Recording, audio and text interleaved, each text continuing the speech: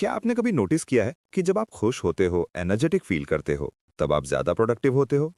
और जब आप स्ट्रेस्ड, थके हुए या डीमोटिवेटेड फील करते हो, तब छोटा सा काम भी मुश्किल लगता है। शायद आपने हमेशा सुना होगा कि पहले काम करो, फिर खुश हो जाओगे। लेकिन आज की इस समरी में आप एक कंप्लीटली डिफरेंट अप्रोच सीखने वाले हो। आज आप समझोगे कि प्रोडक्टिविटी का सीक्रेट ज्यादा काम करना नहीं, बल्कि सही फीलिंग के साथ काम करना है। और जब आप अपनी फीलिंग्स को कंट्रोल करना सीख जाते हो, तब आप नेचुरली प्रोडक्टिव बन जाते हो। ज्यादातर लोग प्रोडक्टिविटी को डिसिप्लिन और हार्ड वर्क के साथ जोड़कर देखते हैं। उन्हें लगता है कि प्रोडक्टिव होने के लिए उन्हें अपने आप को पुश करना होगा, अपनी लिमिट्स क्रॉस करनी होंगी और कंटिन्यूसली काम करना होगा। लेकिन ये अप्रोच लॉन्ग टर्म में काम नहीं करती, क्योंकि जब आप सिर्फ प्रेशर के थ्रू काम करते हो, तो आप जल्दी बर्नआउट हो जाते हो। आप थक जाते हो, आपका इंटरेस्ट कम हो जाता है और आप धीरे धीरे अपनी प्रोडक्टिविटी लूज कर देते हो। इस बुक का कोर आइडिया सिंपल है लेकिन पावरफुल है। सक्सेस हैप्पीनेस नहीं लाता, हैप्पीनेस सक्सेस लाती है।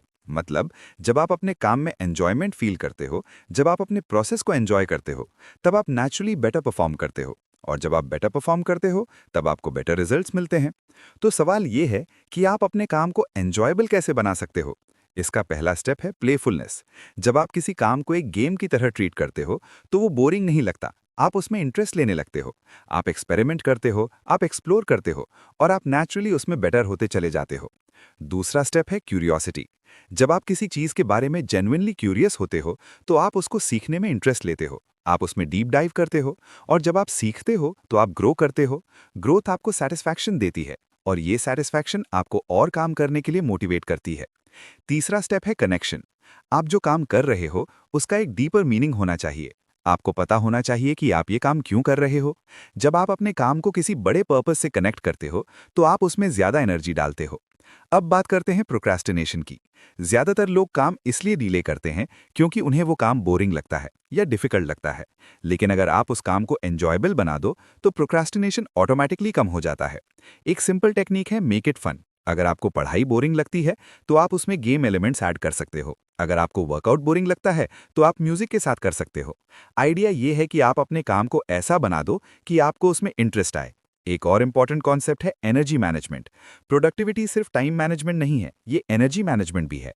अगर आपके पास एनर्जी नहीं है, तो आप प्रोडक्टिव नहीं हो सकते। इसीलिए आपको अपनी स्लीप, डाइट और रेस्ट का ध्यान रखना होगा।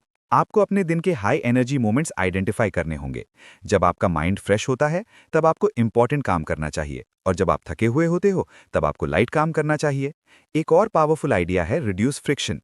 मतलब, आपको अपने काम के बीच में आने वाली ऑब्स्टिकल्स को कम करना है। जितना ईजी आप किसी काम को स्टार्ट करोगे, उतना ही ज्यादा चांसेस हैं कि आप वो काम करोगे।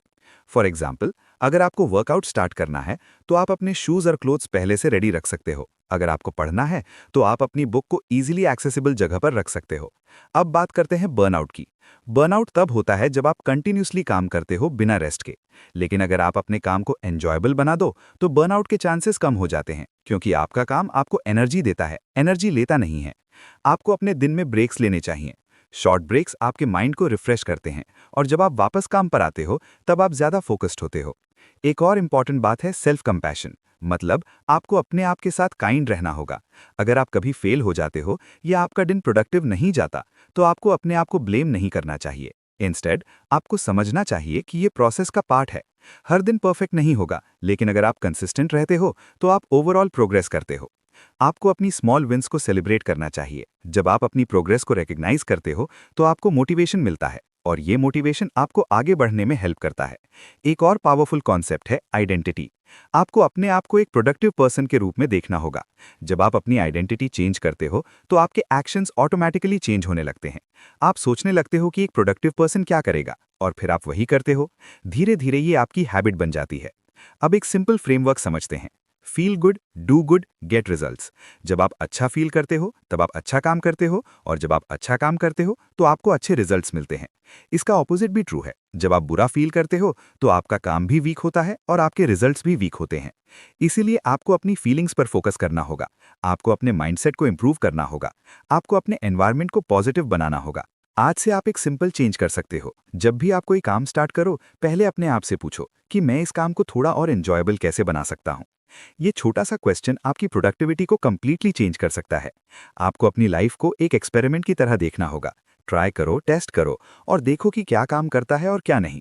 कोई भी परफेक्ट सिस्टम नहीं होता, आपको अपना सिस्टम खुद बनाना होगा।